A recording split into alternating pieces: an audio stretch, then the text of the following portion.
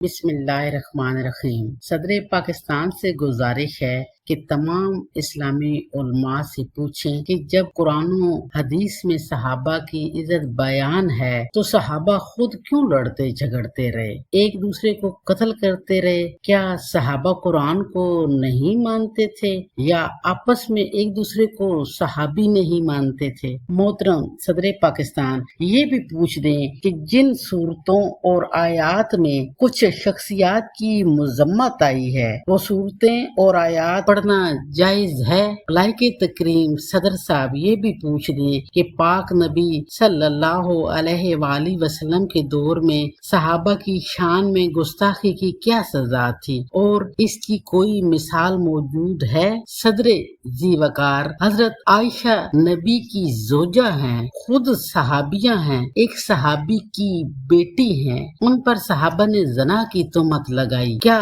ان کو عمر قید، جرمانے یا قتل کی سزا دی گئی؟ حضرت ابو بکر کے دور میں حضرت خالد بن ولید نے صحابی رسول مالک بن نویرہ کو قتل کیا، کیا ان کے دور میں اس قتل پر سزا دی گئی؟ حضرت عمر کے دور میں حضرت سعد بن عبادہ کا قتل ہوا اور کچھ ایسے ہی واقعات ہیں۔ حضرت عثمان خود صحابی رسول تھے، ان کے گھر کو گھیرا گیا، ان کو شہید کیا گیا، کیا اس گھیراؤ اور ہنگامے میں موجود صحابہ کو سزا دی گئی یا پھر اس وقت کوئی قانون بنایا گیا؟ جنگ جمل میں صحابہ ایک دوسرے کے آمنے سامنے ہے، یہی حالات جنگ صفین میں ہوئے۔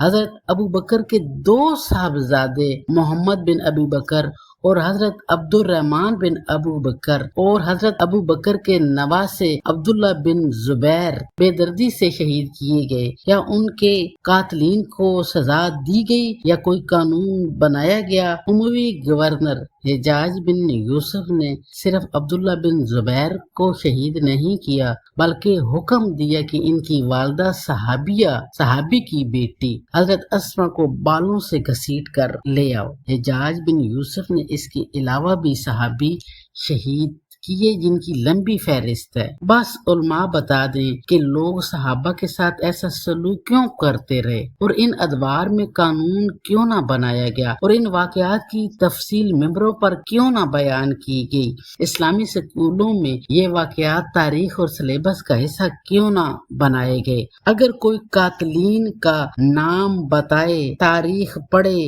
حدیث پڑھے یا قرآن پڑھے تو اس کو گستاخ کیوں کہا جاتا ہے؟ براہ کرم علماء سے جواب چاہیے۔ اگر صدر پاکستان علماء سے جواب نہ لے دیں تو علماء خود جواب دے دیں۔ اگر علماء بھی جواب نہ دیں تو اہل علم جواب دیں تاکہ سادہ مسلمانوں کو حقائق سے آگاہی ہو اور وہ لوگ جن کی تاریخ، احادیث اور تفاسیر کی کتب تک رسائی نہیں وہ بھی سب کچھ جان سکیں۔ شکریہ۔